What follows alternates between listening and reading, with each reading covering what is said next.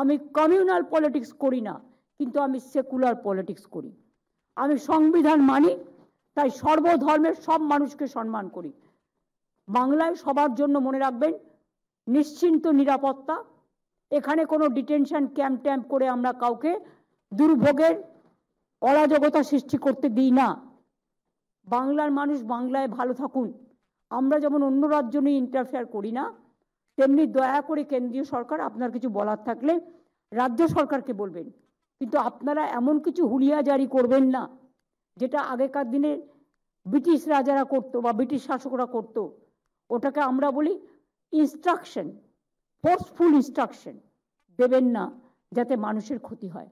আর সেটা যদি করেন রাজ্য সরকার থেকে মানুষকে যতটা মদত করার আমরা তো করবই, কারণ আমরা তো মানুষের কাছে দায়বদ্ধ, আমরা গণতন্ত্রের কাছে দায়বদ্ধ, আমরা সংবিধানের কাছে দায়বদ্ধ, আমরা নাগরিক অধিকারের কাছে দায়বদ্ধ, আমরা গণতন্ত্রের প্রতি দায়বদ্ধ।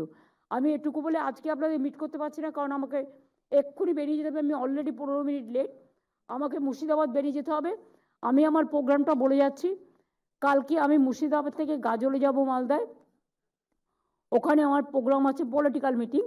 আমি এখন অ্যাডমিনিস্ট্রেশনকে ডিস্টার্ব করতে চাই না, কারণ তারা যা কাজ করছে করুক, তাদের মাথার উপর অনেক চাপ আছে।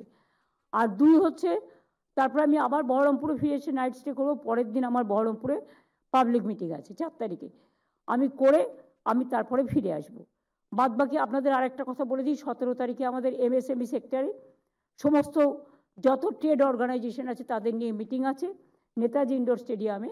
আর 18 তারিখে এবারে যেহেতু ইলেকশন আছে, তাই আমরা BGBSটা এবারে আফটার ইলেকশন করব। বিফোর ইলেকশন আমরা একটা ছোট করে বিজনেস কনক্লেভ করব, ওটা হবে ধনধান্যে।